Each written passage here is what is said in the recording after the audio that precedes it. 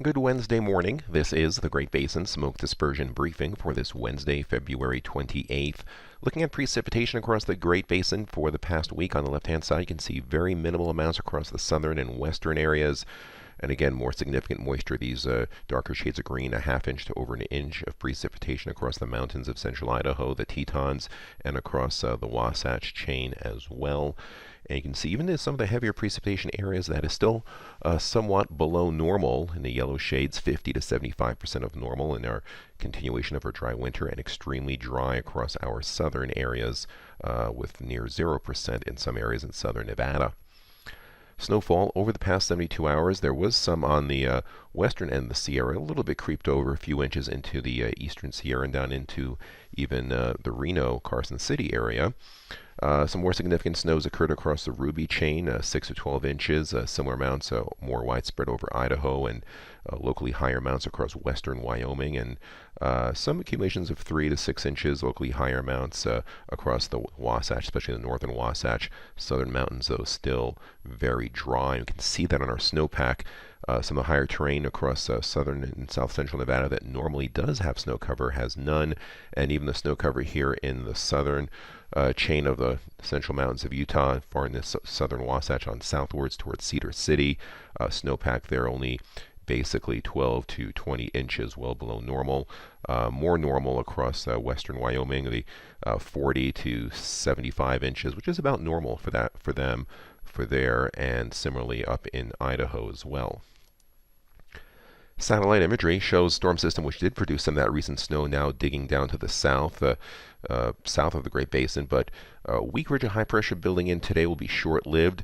Another very strong deepening storm system dropping down out of the Gulf of Alaska, slamming into the Pacific Northwest. This will be our next weather maker, with precipitation mostly in the form of snow and strong winds as we go into the end of the week and through the weekend.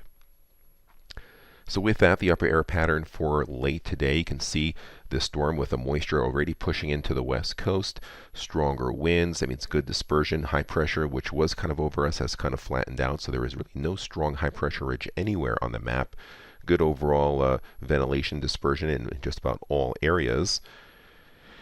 And the transport winds, looking for this afternoon, picking up across western areas of Nevada, especially in the north. Still some light inversions hanging into parts of western Utah, but winds picking up across Idaho as well.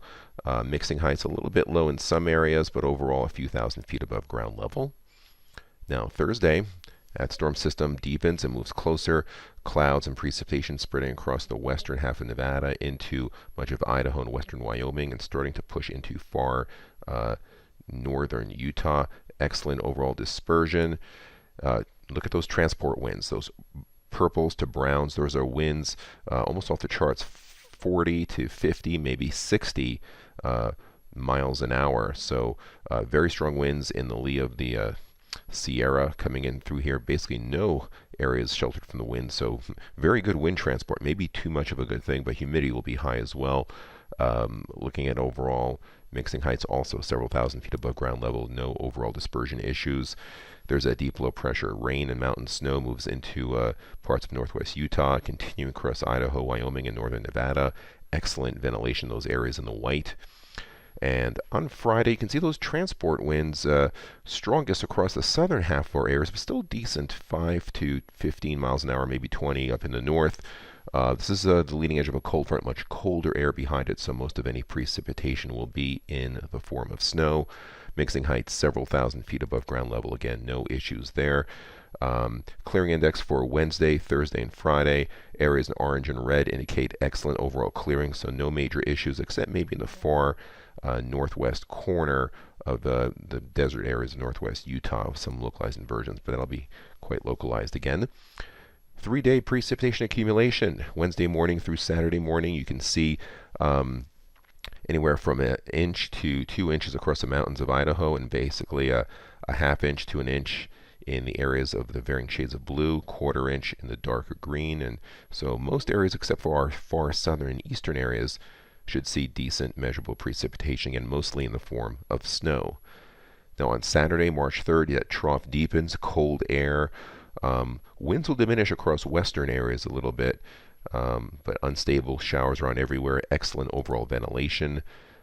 Sunday, we do get a brief break as one system moves out, another system approaches. High pressure in between it would be quite weak.